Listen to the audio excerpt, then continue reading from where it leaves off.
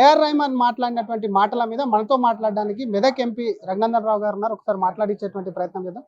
Sir, AR Rahman మాట్లాడుతూ ఒక ఇంటర్వ్యూలో కేవలం ఆయన ఒక ముస్లిం కాబట్టి ఆయనకు సంబంధించి కూడా సరైనటువంటి అవకాశాలు కూడా రావట్లేదని మాట్లాడాలి. ఆయన వ్యాఖ్యలను ఎలా చూస్తారు, ఏం చెప్తారు? అంటే సరైన అవకాశం అంటే ఏందో నాకు అర్థం కాలేదన్న.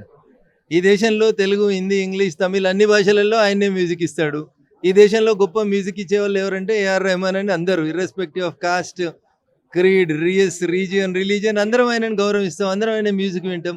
ఇంకా ఆయనకి ఏం కావాలి? భూమండలం మీద ఆయనకు వచ్చినటువంటి కీర్తి ఆయనకు సరిపోతలేదంటే పోయి చంద్రమండలం మీద వాయించుకోమని మాకేం అభ్యంతరం లేదు. But irrespective of cost, irrespective of religion, భారతదేశ ప్రజలందరూ కూడా ఏఆర్ రెహమాన్ మ్యూజిక్ని ఇష్టపడతారు, ఏఆర్ రెహమాన్ గారిని ఇష్టపడతారు. అది వారికి నచ్చకపోతే, ఇంతకుముందు కూడా గతంలో కొంతమంది హిందీ ఫిల్మ్ యాక్టర్స్ మాట్లాడినారు. అమీర్ ఖాన్ గారి వైఫ్ మాట్లాడింది, మాకు ఈ దేశంలో సెక్యూరిటీ కనబడతలేదని. పోయి బంగ్లాదేశ్లో ఉండమనండి, పాకిస్తాన్లో ఉండమనండి, సెక్యూరిటీ ఎట్లుంటుందో తెలుస్తుంది వాళ్ళకి. సో ఈ దేశంలో ఉండి ఈ దేశంలో సెక్యూరిటీ లేదని ఫీల్ అవుతున్నటువంటి పెద్దలందరికీ కూడా మేము చెప్పేది ఒకటే, తినే తిండి ఒకటి, పాడే పాటి ఇంకొకటి అనేటువంటి కార్యక్రమాన్ని మానేసుకోండి.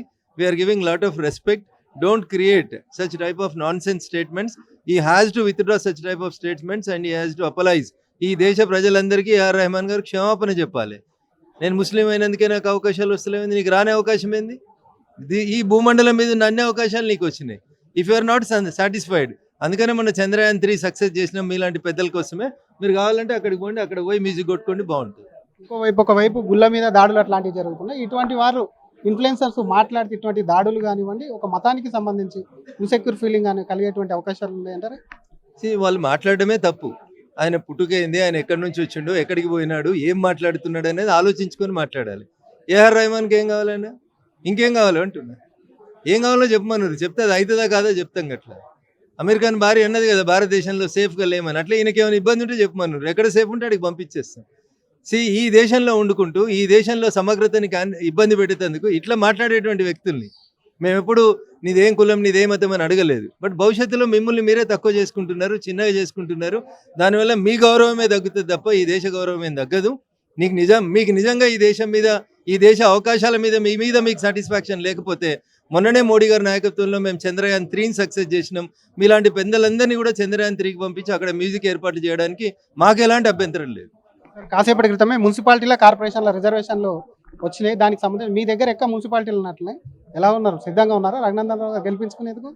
భారతీయ జనతా పార్టీ నాయకులు, కార్యకర్తలు అందరూ కూడా యుద్ధం ఎప్పుడు వచ్చినా మేము సిద్ధంగా ఉంటాం.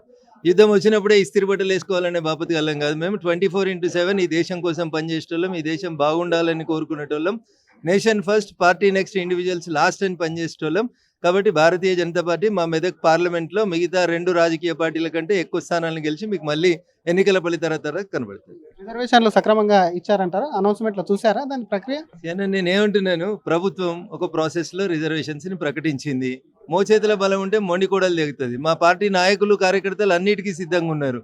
వాళ్ళు రిజర్వేషన్ తికమక చేసినా, తకమక చేసినా మేము గెలిచేది మేమే, మెజార్టీ స్థానాలు సాధించేది మేమే.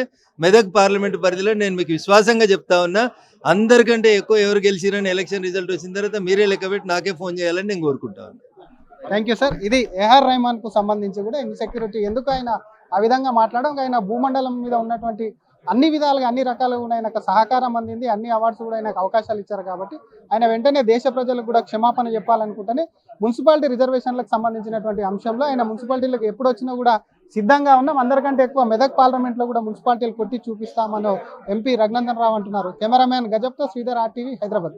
చరిత్ర సృష్టించినోడు ఇప్పుడు ఆ చరిత్రని తిరగరాయబోతున్నాడు. అబద్ధాల గోడల్ని బద్దలు కొట్టి నిజాలను రాగా మీ ముందుంచబోతున్నాడు. నిజమైన వార్తల కోసం వెంటనే డౌన్లోడ్ చేసుకోండి రా యాప్ని.